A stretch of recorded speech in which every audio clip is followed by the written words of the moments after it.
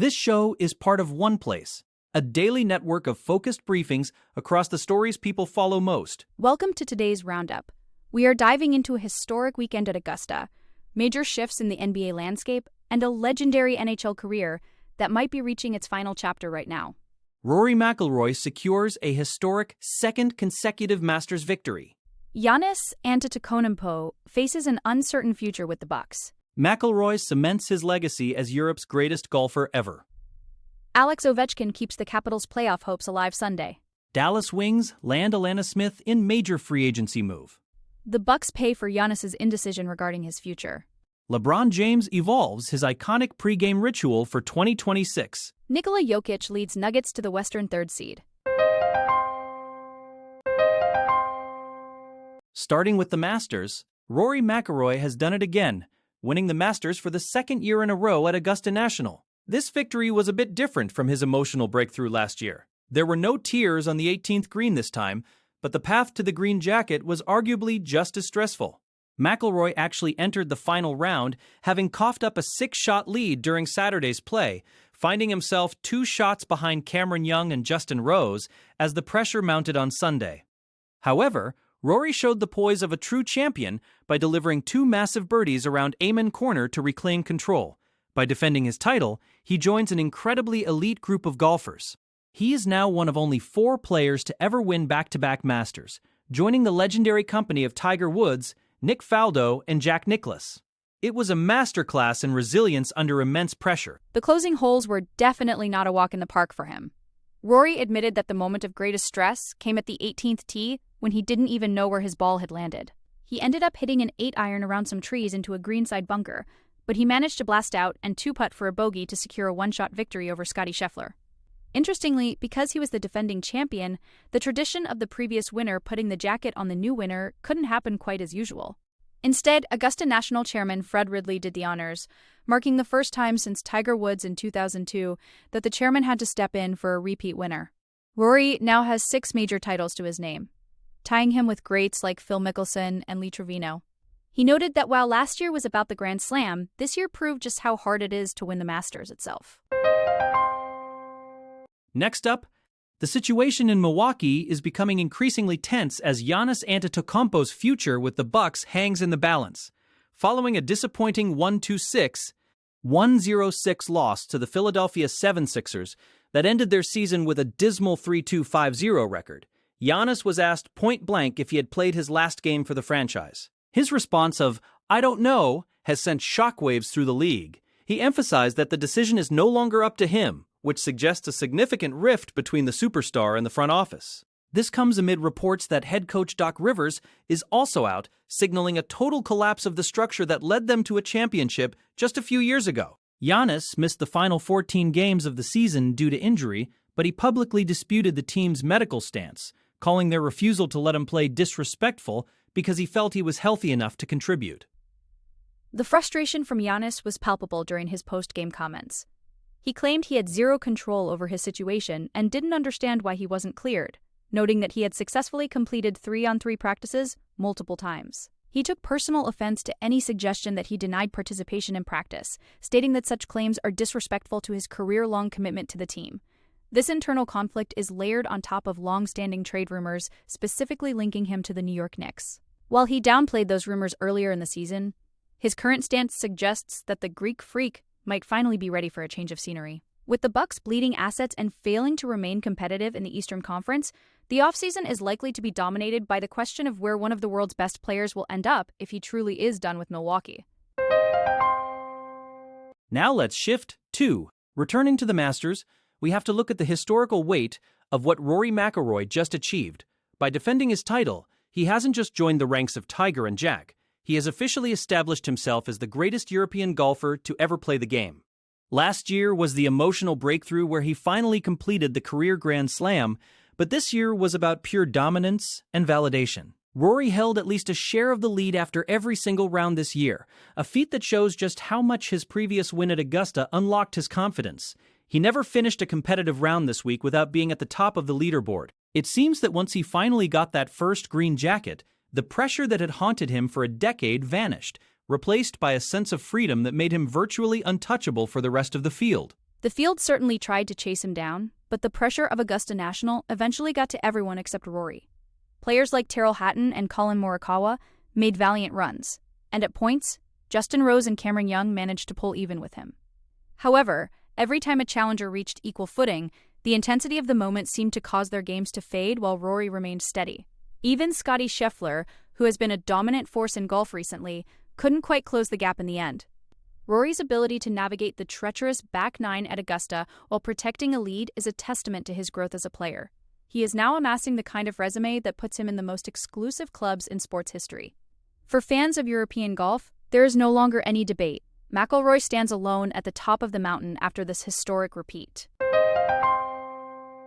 Moving on to hockey.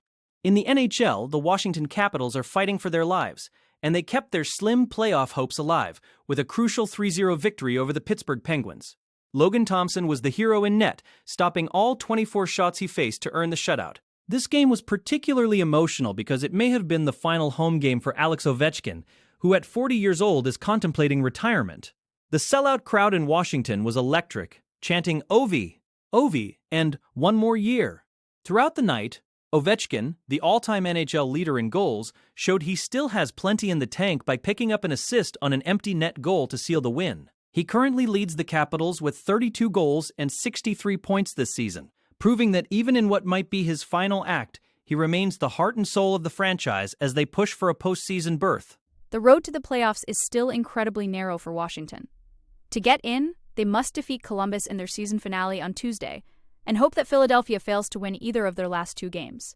Meanwhile, the rest of the league saw some major shifts on Sunday.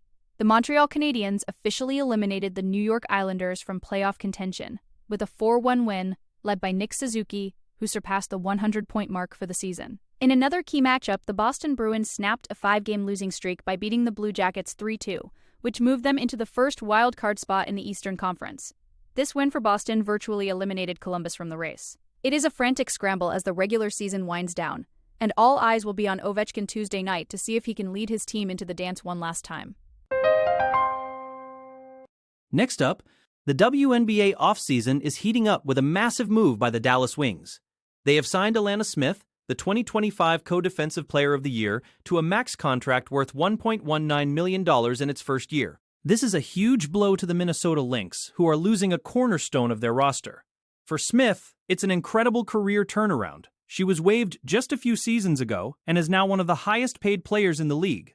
She brings much-needed rim protection and front-court depth to a Wings team that is clearly looking to accelerate its rebuilding process. Smith also has existing chemistry with Wings star Arke Ogunbowale, as the two just won an unrivaled championship together last month. This signing has already shifted the betting odds, moving Dallas up to the 8th best odds to win the 2026 championship, as they pair Smith with superstar talent. This move also completely changes the outlook for the upcoming WNBA draft. The Wings hold the number 1 overall pick for the second year in a row, and before signing Smith, most experts assumed they would target a front-court player to help Paige Buchers. Now that they have secured an elite defender like Smith, the front office has much more flexibility. They could look at a traditional point guard like Olivia Miles, or perhaps a pure shooter like Azzi Fudd to round out the perimeter. There are also options like Awa Pham or Lauren Betts if they want to build even more depth behind Smith. Regardless of which direction they go, the addition of Smith makes Dallas one of the most intriguing teams to watch heading into next season. Paige Buchers now has a legitimate defensive anchor behind her, which could be the missing piece for this young and talented roster. Now let's consider, returning to the Giannis saga, there is a growing sentiment that the Bucks are paying the price for the superstar's indecision. Critics argue that Giannis has tried to have it both ways for years, hinting that he wants to leave to keep the pressure on the front office, while avoiding a formal trade request so he doesn't look like the bad guy. This approach has forced the Bucks to aggressively trade away future assets and draft picks to build win-now rosters around him, only for the team to fall short in the playoffs. The cycle started almost immediately after their 2021 championship, when Giannis told GQ that his next challenge might not be in Milwaukee. That honesty, while refreshing to some, created a permanent state of instability. Now, as the team sits near the bottom of the standings with no clear path forward, the consequences of those short-term moves are becoming painfully obvious for the franchise. The tension reached a boiling point in late 2023 when Giannis issued another public warning stating he has to win and that he would do whatever it takes to achieve that, even if it meant leaving. This constant holding the team's feet to the fire has arguably backfired. By demanding immediate results, he pushed the team to offload their lifeboats to sail faster, and now that the ship is sinking, they have no way to rebuild quickly.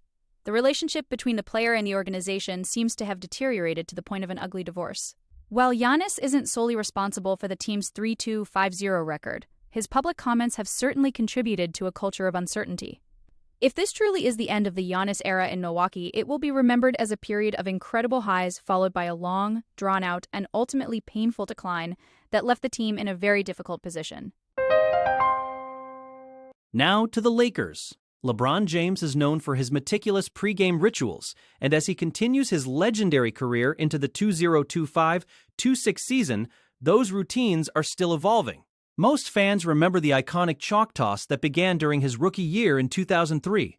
What started as a simple way to apply powder at the scorer's table became a global symbol of his focus and preparation.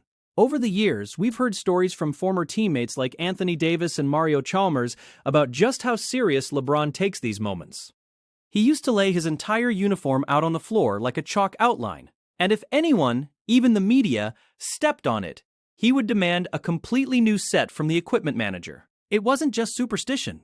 It was a way for him to set his mind and get locked into the task at hand, whether he was being cheered at home or booed on the road. Today, the ritual has transformed into a team-wide event. Instead of the individual chalk toss, the Lakers now form a circle where LeBron tosses the ball high into the air. When he catches it, the entire team performs a deep squat together. It's a fascinating evolution of a personal habit into a leadership tool. Even when LeBron was sidelined recently with arthritis, the tradition continued with his son, Bronny James, taking over the ball-tossing duties. This passing of the torch highlights just how much these rituals mean to the James family and the Lakers organization. Despite the NBA imposing a 90-second limit on pregame routines back in 2012, to speed up the game, LeBron has found ways to keep his traditions alive and relevant. It serves as a reminder that even at 41 years old, the King is still finding new ways to connect with his teammates and prepare for the grind of the season. Finally, in the NBA regular season concluded with some major seeding implications in the Western Conference. Nikola Jokic put on a show for the Denver Nuggets, scoring 23 points in just 18 minutes of play during the first half against the San Antonio Spurs.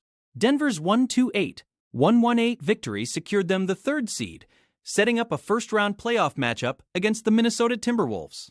For Jokic, playing in this game was crucial as it marked his 65th appearance of the season, making him officially eligible for the league's season-ending awards, including another potential MVP trophy. The Nuggets look poised for a deep run, especially with Julian Strawther contributing 25 points in the finale. Meanwhile, the Spurs rested their own MVP contender, Victor Wembanyama, after his incredible 40-point performance the night before. San Antonio finished as the second seed, and we'll wait to see who they face after the play-in tournament concludes this coming Friday.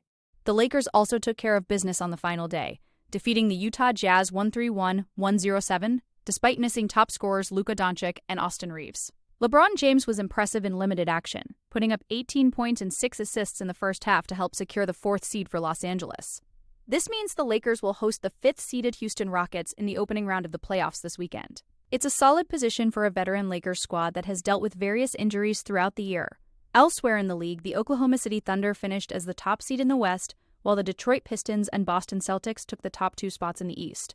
The stage is now set for the postseason, with the play-in tournament serving as the final hurdle for teams like the Suns and Trailblazers to grab those last remaining spots. That wraps up our briefing for today. Join us again tomorrow for another deep dive into the stories that matter most.